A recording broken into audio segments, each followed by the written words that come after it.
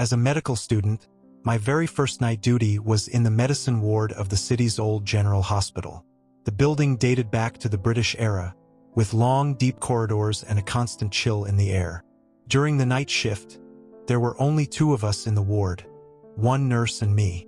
The patients were ordinary, mostly elderly, either asleep or coughing softly in their beds. At around 2 in the morning, the nurse told me she was going downstairs to fetch some records and that I just needed to keep an eye on the ward. "Everything is fine," she said. "Just watch the elderly patient in ward number 7. He has dementia and keeps getting out of bed and falling. But he's been unusually calm since the evening." After the nurse left, an unsettling, heavy silence settled over the ward. The only sounds were the low hum of the air conditioner and the faint snoring of one patient. I sat at the duty desk going through charts. Then suddenly, from the far end of the ward, from the bed in ward number 7, I heard a sound. It wasn't a voice, it sounded like someone breathing very hard and heavily. I immediately looked up. Maybe the old patient was having trouble breathing. I grabbed a flashlight and slowly walked toward the bed. The frail, elderly man was lying there, eyes closed, his chest rising normally. The strange sound had stopped. I checked his pulse, it was normal. Maybe I had imagined it. As soon as I sat back down at the desk, the same sound started again. This time, there was a strange rattling in it, as if someone's lungs were filled with fluid. I rushed back again. The old man was lying exactly the same way, breathing quietly and normally. Then I realized something. The sound was coming from beneath him, from under the bed. Ice ran through my veins. I slowly bent down to look under the bed. There was nothing there, just an old metal stand and some dust. "Who are you looking for?" The voice came from right behind me. I froze, unable even to scream. Standing behind me was the same elderly patient who had been lying in the bed moments earlier. His eyes were far clearer and more alert than before. He grabbed my hand. His fingers were ice cold. "He's calling you," he said in a trembling voice. "He always tests new people. Did you hear him breathing?" Who? I asked in panic. "The one who lives beneath me, ever since the last patient died." The old man released my hand and lay back down on the bed, closing his eyes and muttering, "It's very cold. He's stealing my warmth." I ran back to the desk, my heart pounding. I tried to call the nurse, but the phone only gave off static. Then the same rattling breathing started again. Now the sound was moving around the ward, sometimes from the left, sometimes from the right, sometimes from right behind my desk. I tried to convince myself it was just air moving through old pipes. Then a patient near the ward door, who had been in a deep sleep, slowly opened his eyes and turned his head toward me. His eyes were wide with fear. He raised his hand, pressed a finger to his lips, signaling, and then pointed up toward the ceiling. I slowly looked up. Hanging upside down from the old ceiling fan was a long, black, human-shaped shadow. Its face was only about 10 feet away from me. Lifeless eyes, a wide, dead-open mouth, and deep bruising marks around its neck. The same rattling breath was now clearly coming from its open mouth. I stood frozen, unable to move, scream, or even breathe properly. The thing just hung there, staring at me. Then its lips moved, and with a bubbling, water-filled gurgle in its voice, it smiled and said, "Now it's my turn." I screamed and ran toward the door. On the way, my foot slipped on a slipper lying on the floor, the same slipper that belonged to the elderly patient from ward number 7. I barely managed not to fall. When I turned back, there was nothing on the ceiling. When the nurse returned, I was shaking uncontrollably. I told her everything I had seen. She touched my forehead and smiled gently. "First night shifts always feel strange," she said. "Fatigue and loneliness play tricks on the mind." She gave me some tea. But when she checked the elderly patient in ward number 7, her expression instantly became serious. She immediately called the doctor. The patient's body temperature had dropped to a dangerously low level, and he was having severe breathing difficulty. He was rushed to the ICU. By morning, a cleaner showed me a spot on the ward floor where a small pool of water had appeared, even though there was no leaking pipe nearby. He shook his head and said, "It happens every other night, sir. This ward, Last year, a patient hanged himself in the bathroom here. It was ward number 7. I asked, did he have breathing problems? Pneumonia or something? The cleaner looked at me strangely. No, sir. He tied a plastic bag around his neck. When they cut him down, his lungs were full of water, his own water. After that day, I never took another night duty in ward number 7. But sometimes, when I'm extremely tired and everything is silent, I feel like I can still hear that distant, rattling breath, and my skin crawls.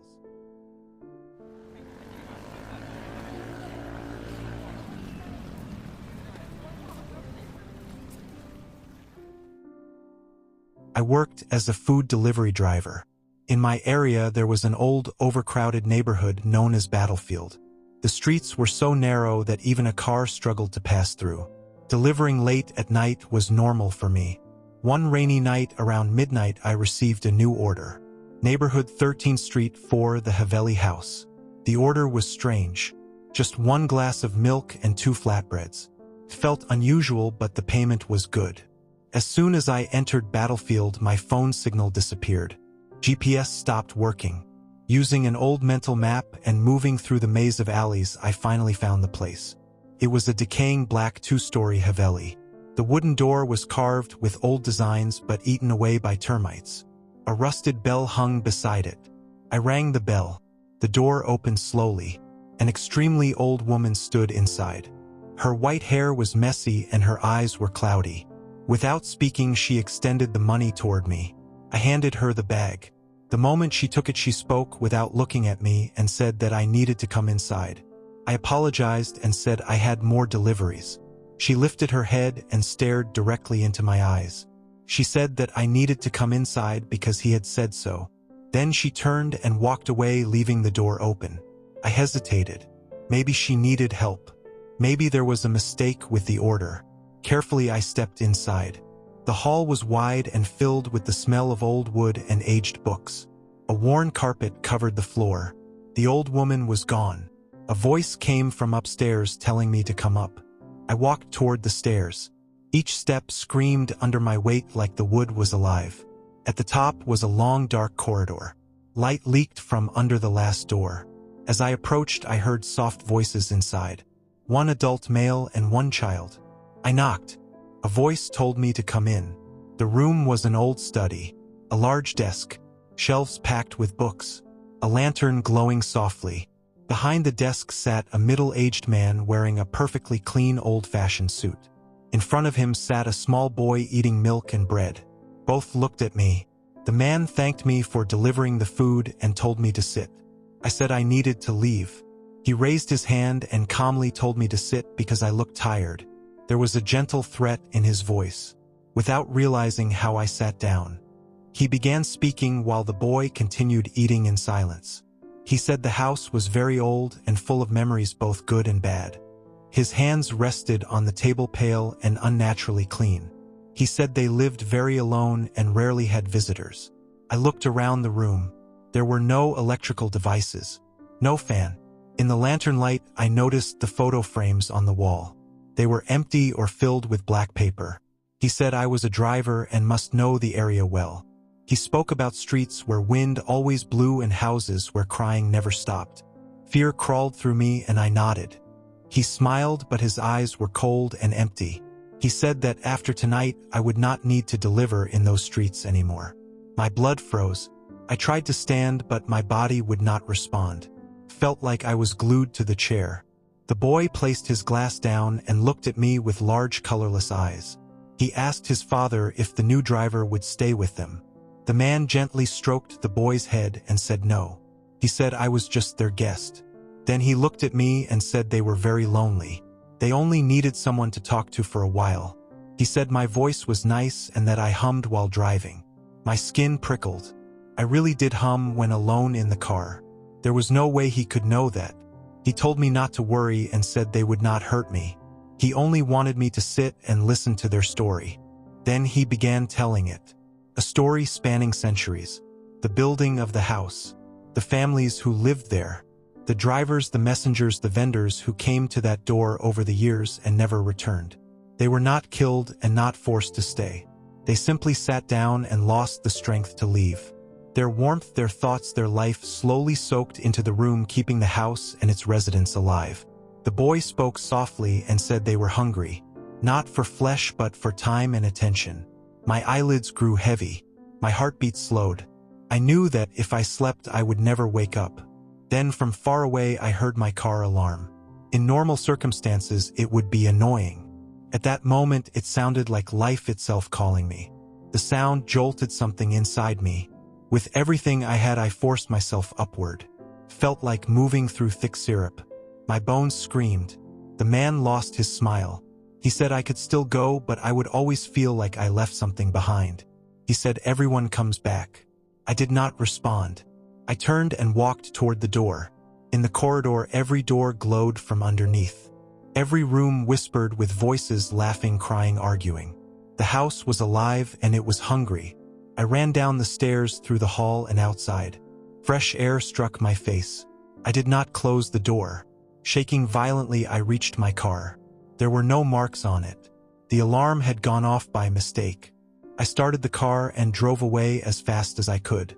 When I looked back the Haveli door was closed. But in an upper window I saw 3 shadows.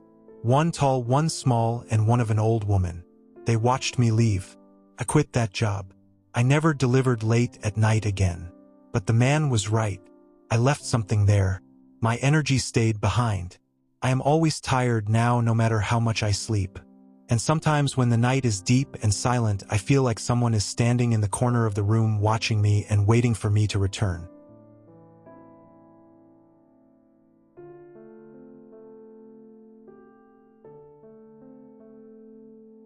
I worked as an archivist in a private bank.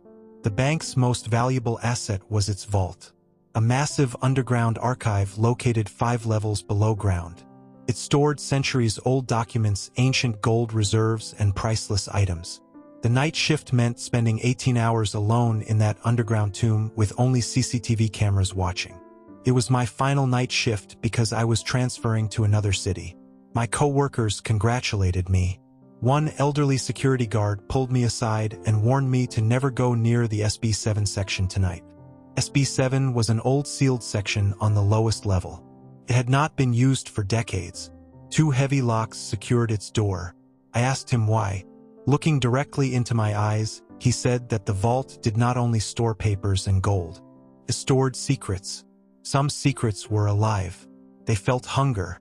SB7 contained the secrets the bank wanted to forget. Since I was leaving, they would try to take me with them. I dismissed it as exhaustion and superstition. The first hours of the night passed normally. Sorting documents, indexing, checking temperature levels.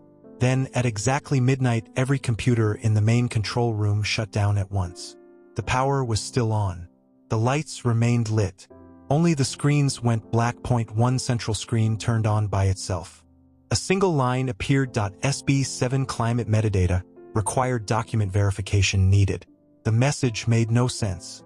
Climate metadata was not a real term.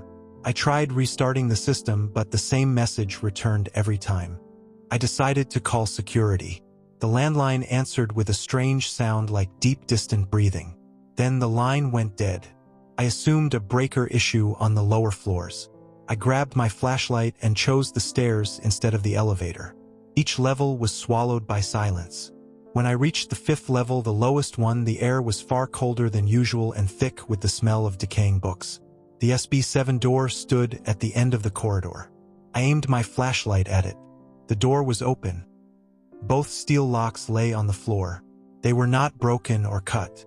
They looked melted and reformed. My heart slowed as I remembered the guard's warning.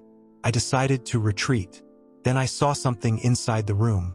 A file folder lay open on the floor, marked urgent in red. That was impossible. This section was sealed. If there was an important document that needed retrieval, it could be dangerous to ignore it. Carefully, I stepped inside. The room looked like a normal archive. Shelves, cabinets, rows of storage. Every shelf was empty. Only the folder rested on a desk. I picked it up. Inside was a single typed page. Subject: you date today. Details: the one who leaves cannot leave. Resolution: complete integration. I dropped the folder. This was a sick joke. I turned to leave. The door was closed. I grabbed the handle and pulled hard. It did not move.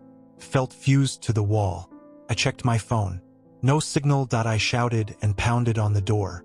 My voice echoed uselessly inside the sealed room. Then I heard a sound. A soft rustling like paper being turned. I turned back. The page was on the desk again, even though I had dropped it. The rustling returned. Now it came from the shelves. I shined my flashlight at them. The empty shelves were filling. Bundles of papers, files, old diaries were appearing on their own. Each had a label. Every label carried my name. I opened one file. Inside were events from my life that I had forgotten. A childhood injury. A letter from a past love. A secret I had never told anyone. Every detail was recorded. Another file contained possible future events. My new job. My future children. My death date. Everything listed under lifetime status. I screamed and threw the files to the floor. I said this was all lies and that this was not my life. A voice filled the room. It sounded like thousands of whispers layered together. It said that this was everything I was, everything I could be, and everything I had been. The bank did not only record money, it recorded human existence. When an employee left, their record was archived here. The shelves were full now. Photographs began appearing on the walls. Images of my childhood. Photos that were never taken. Photos that had not yet happened. The voice spoke again. It said that I was leaving, but part of me would remain. My memories, my dreams, my fears would rest here forever. I felt myself fading. I forgot the name of the city I was moving to. I forgot my wife's face. The information drained into the documents. I remembered something my supervisor once said, that the archive breathed and needed fresh air. He never explained what that meant. Now I understood that IT did not need air. It needed new experiences, new memories. It harvested them from minds. I tried to focus. I repeated my name, my address, my wife's name. The words lost meaning. My memory files slipped from my hands back onto the shelves.